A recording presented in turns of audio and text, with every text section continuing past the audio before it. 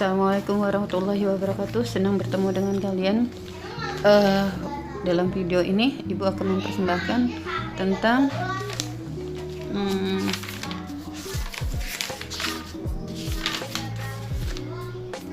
pola perilaku konsumen dalam kegiatan ekonomi. Sebelum masuk ke dalam pelajaran ini, marilah kita berdoa dulu bagi yang umat Islam, yang muslim.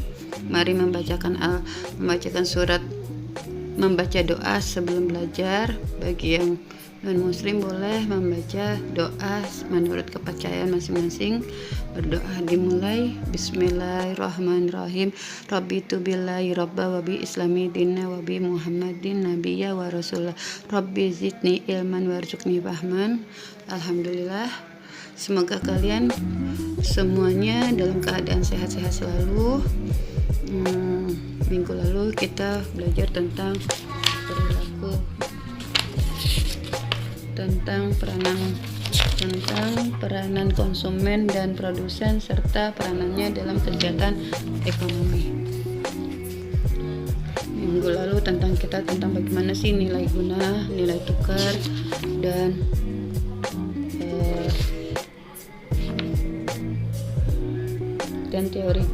teori nilai guna ya. Udah yang kemarin kita lihat dalam video sebelumnya. Sekarang kita masuk ke dalam pola perilaku konsumen dalam kegiatan ekonomi. Oke.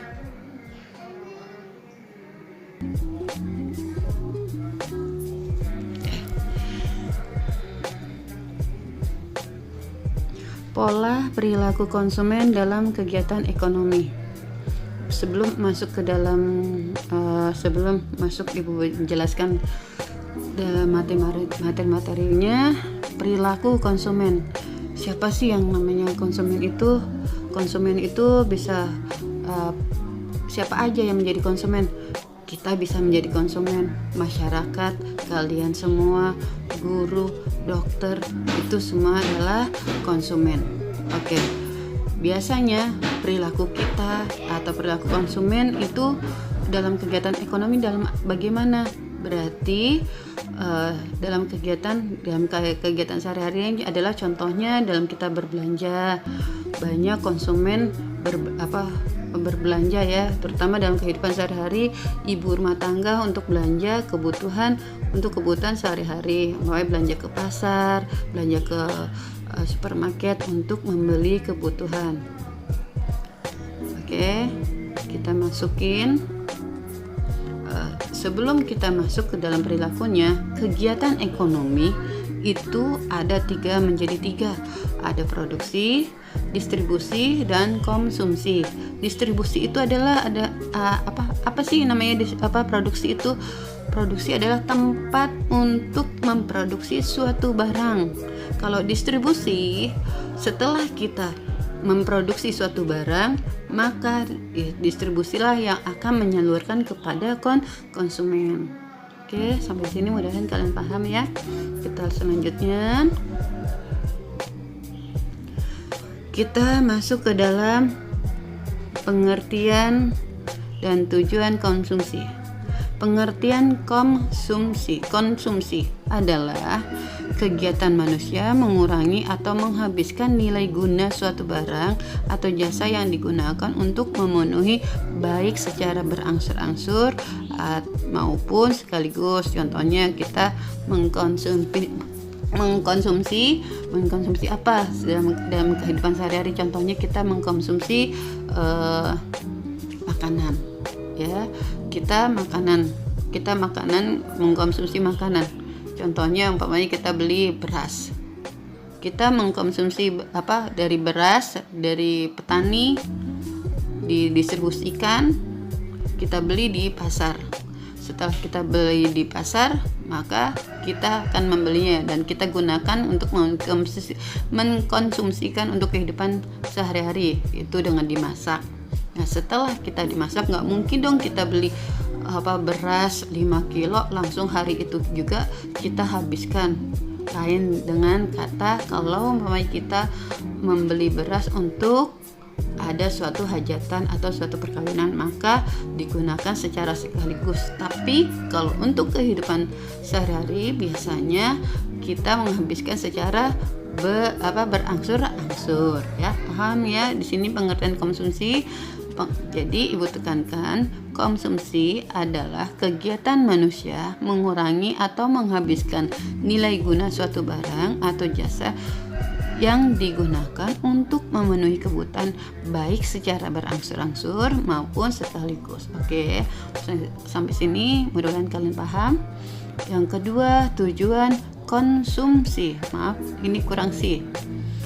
Tujuan konsumsi adalah manusia melakukan konsumsi untuk memenuhi kebutuhan hidup dan memperoleh kepuasan setinggi-tingginya sehingga tingkat kemakmuran akan tercapai. Jadi kalau umpamanya dikatakan inilah tujuan konsumsi, umpamanya kita sudah bisa, contohnya nih ya, contohnya kita sudah bisa makan minimal makan sehari kalau kita udah bisa makan sehari 3 kali, nah itu dikatakan kemakmuran. Tapi kalau maunya ada orang juga yang di belahan Ethiopia atau bagaimana itu buat makan aja susah banget gitu, kadang-kadang seminggu sekali, kadang-kadang sehari sekali atau enggak sehari 2 kali. Kalau kita sudah mengkonsumsi suatu barang yang kebutuhan itu pokok itu sehari 3 kali, itu dikatakan adalah adanya tingkat kemakmuran yang akan tercapai. Oke ya, sampai sini mudah-mudahan kalian paham. Ini adalah contohnya umpamanya seorang bapak pergi ke pasar membeli belanjaan, atau bapak membeli suatu belanjaan untuk kehidupan sehari-hari di supermarket, membawa ranjang. Ibu membeli pakaian di mall. Terus ya bapak juga, di rumah lagi TV rusak, maka bapak pun membeli TV baru. Terus ya ada juga ibu juga perlu untuk beli cemilan. Beliau pun akhirnya membeli di mall, membeli makanan. Dan karena anak membutuhkan untuk permainan, bahan mainan, maka anak itu pun membeli mainan. Oke, udah paham ya sampai sini. Perilaku konsumen itu ada 3. 1. Kepuasan konsumen terhadap suatu produk. Kedua, karakter produk yang diinginkan konsumen. Ketiga adalah pengeluaran untuk konsumsi. Kepuasan konsumen terhadap produk.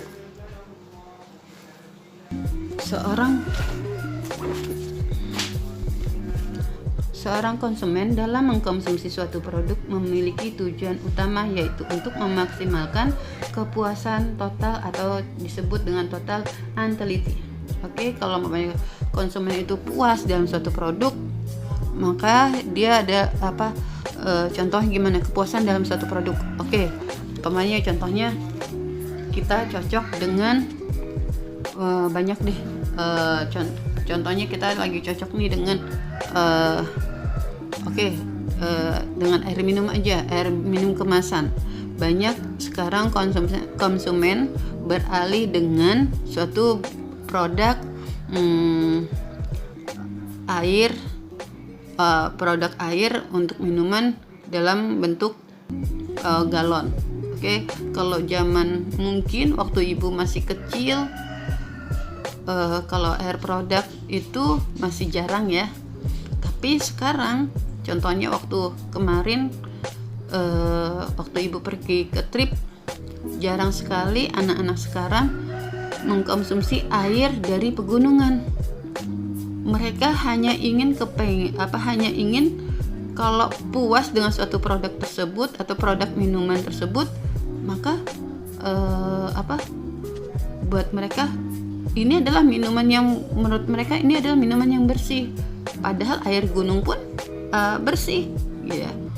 Karena ada kepuasan tersendiri buat mereka, ada suatu kepuasan dan kepercayaan sendiri suatu produk tersebut, maka teman-teman pun beralih dengan air pegunungan yang langsung turun dari gunung dengan produk kemasan. Contohnya produk kemasan ada Aqua, ada Lee Mineral, ada Ades. Nah, itu adalah kepuasan konsumen terhadap suatu produk. Sekarang banyak para konsumen beralih dengan suatu akhir kemasan. Itu adalah kepuasan konsumen terhadap suatu produk. Karakter produk diinginkan oleh konsumen. Kalau di sini produk yang memiliki karakteristik lebih murah, lebih cepat, dan lebih baik akan selalu diinginkan oleh semua konsumen. Oke, produk yang selalu diinginkan tuh murah, cepat, dan lebih baik, itu banyak banget yang diinginkan oleh konsumen. Produk apa nih sekarang umpamanya lagi yang murah, cepat, banyak? Nah, itu diinginkan banget oleh banyak konsumen. Contohnya umpamanya karakter dari produk handphone. Oke. Handphone mana yang murah? Banyak keunggulannya.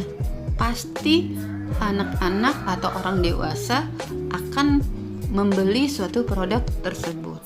Oke. Dari sini mudah-mudahan kalian insyaallah paham ya. Terus ya, pengeluaran untuk konsumsi. Pengeluaran untuk konsumsi di sini jadi konsumen itu berani bayar untuk mencapai suatu kepuasan. Untuk mendapatkan suatu kepuasan tuh konsumen berani bayarnya. Umpamanya contohnya nih, oke, ibu lebih senang dengan produk Lee Mineral. Ibu nggak masalah untuk mengeluarkan bayar berapa aja suatu produk tersebut, air minuman tersebut, ya, karena ada kepuasan tersendiri. Oke, sampai sini mudah-mudahan kalian paham. Selanjutnya, sini ada faktor-faktor yang mempengaruhi penilaian dan dugaan atau pengharapan atau ekspektasi konsumen terhadap suatu barang. Satu, kebutuhan dan keinginan. Jadi mempengaruhi penilaian dan dugaan, ekspektasi. Jadi begini, kebutuhan, karena sekarang dalam masa PJJ kayak gini, handphone atau laptop adalah suatu kebutuhan bagi kita semua. Setuju nggak? Kalau ibu sih setuju. Karena kalau kita nggak mempunyai handphone maupun laptop, kita nggak bisa belajar. Itu adalah kebutuhan sekarang. Handphone dan laptop adalah kebutuhan bagi masyarakat, terutama anak-anak sekolah dan orang-orang yang bekerja. 2. Pengalaman masa lalu. Ini masa lalu ya nak, bukan masa lalu, kurang L. Pengalaman masa lalu itu membuat mereka adanya suatu kepercayaan. Contohnya ibu nih masih kecil, waktu saat ibu masih kecil, ibu senang banget atau orang tua ibu membelikan sampo itu selalu Sunsilk. Karena itu sudah terbiasa dari kecil sampai sekarang, jadi suatu kebutuhan. Oh, ternyata Sunsilk itu bagus. Orang tua saya selalu memakaikan Sunsilk untuk saya. Jadi pengalaman masa lalu membuat dia untuk selalu membelinya suatu produk tersebut. Atau juga dengan C, pengalaman dari teman. Contohnya, teman kuliah ibu bilang gini, bagus deh kalau umpamanya rambut kamu lagi ketombean pakai produk produk Head and Shoulder.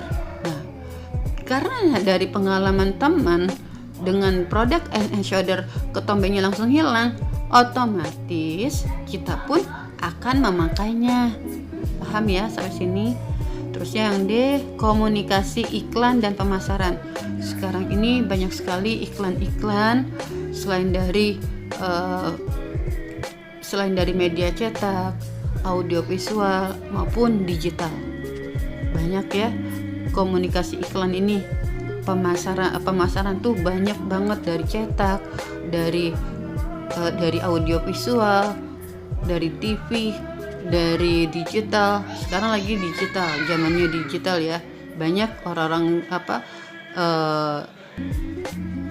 orang-orang pemasaran untuk memasang iklan dengan memakai digital. Dia bisa bekerja sama dengan pihak-pihak atau artis-artis yang selalu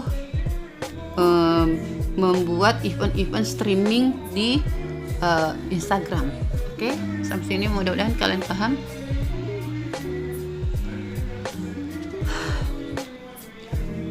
Kita selanjutnya, ada beberapa faktor yang mempengaruhi besar konsumsi yang dilakukan oleh konsumen. 1. Selera. Oke. Selera biasanya adalah keinginan yang muncul dari dalam hati seseorang karena adanya daya tarik terhadap suatu barang.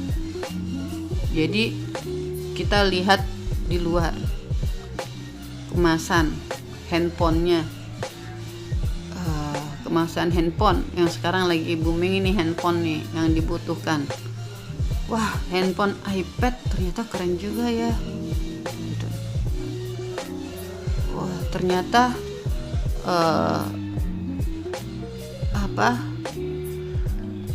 keunggulannya banyak, kegunaannya banyak. Jadi selera masyarakat pun bisa beralih dari yang biasanya pakai Samsung atau ke iPad. Ya. Ini selera itu berbeda. Selera bisa mengubah seseorang karena daya tarik suatu benda tersebut. Terusnya tingkat pendapatan. Kalau contohnya tingkat pendapatan kita, biasanya dalam masyarakat kalau tingkat pendapatannya meningkat, mereka pun akan meningkatkan seleranya. Contohnya biasanya banyak PNS sekarang nih pendapatannya, terutama Pemda, pendapatannya karena dia meningkat, dia biasanya nggak pernah pakai mobil karena pendapatannya mereka meningkat, ada tunjangan yang macam-macam, akhirnya dari biasanya naik motor atau angkutan umum, akhirnya dia bisa beli mobil karena tingkat pendapatannya meningkat. Tapi tingkat pendapatannya dia menurun pun dia bisa langsung untuk sesuai dengan pendapatan mereka yang budget saya cuman pendapatan saya cuman ada 4 juta, berarti saya harus beli handphone atau beli mobil yang sesuai dengan pendapatan kita, atau kita beli makanan juga yang sesuai dengan pendapatan kita. Oke. Terusnya yang ketiga, kebiasaan dan sikap hidup. Banyak masyarakat ini kebiasaan kita, biasa jangankan masyarakat, ibu aja karena melihat di lingkungan sekitar, melihat nonton TV, jadi kebiasaan pun bisa berubah dan sikap hidup pun kita pun berubah otomatis. Itu karena kita ngelihat, enak ya, umpamanya dia gitu pakai mobil, naik turun mobil, biasa kita naik motor, kalau pakai mobil nggak kepanasan, nggak kehujanan. Itu adalah kebiasaan kita akan berubah. Jadi konsumsinya tuh tergantung dari kebiasaan kita, atau enggak gini, kebiasaan kita biasanya makan pakai roti, biasa ya udah beli roti. Sikap hidup pun kita kalau kita karena pendapatan kita meningkat, sikap hidup pun akan kita lebih bergaya, biasanya begitu. Terusnya lingkungan tempat tinggal alat distribusi.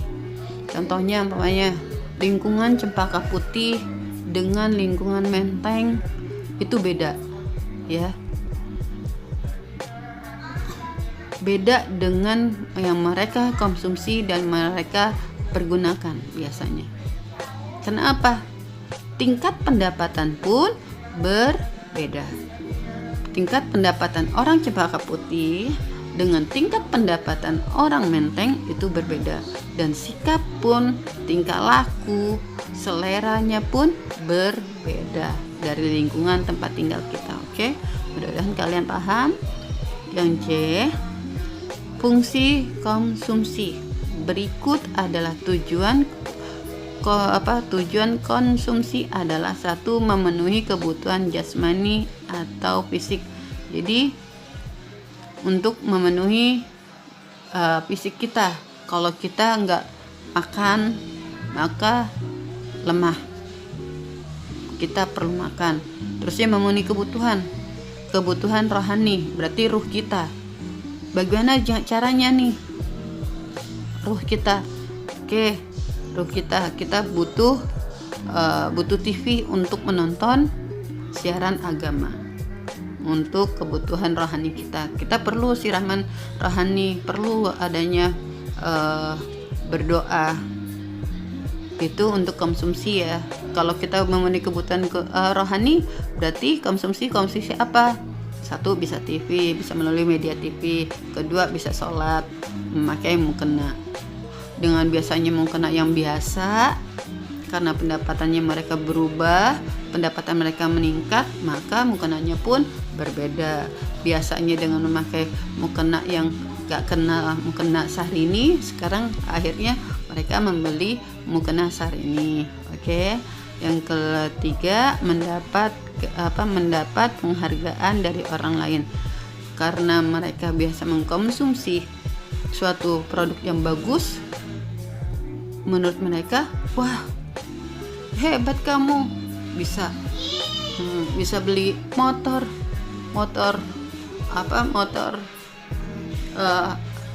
Aerox, hebat. Nah, orang berkata hebat itu ada suatu penghargaan dari orang lain. Kamu bisa beli ini ya, bisa beli mobil ya. Itu adalah penghargaan. Biasanya masyarakat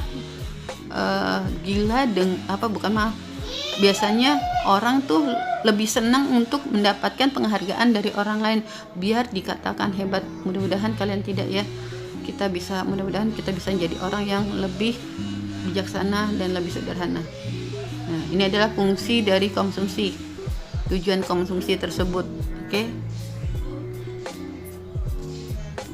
Nah, setelah ini Ibu memberikan 5 soal. Mudah-mudahan kalian bisa mengerjakannya di buku tulis, lalu kalian kirim ke Google Classroom. Ada 5 soal, bisa membantu kalian. Setelah itu mohon maaf kalau ada kekurangan. Semoga kalian sehat selalu, jaga kesehatan kalian, jangan lupa selalu berdoa, sholat, dan berusaha. Assalamualaikum warahmatullahi wabarakatuh.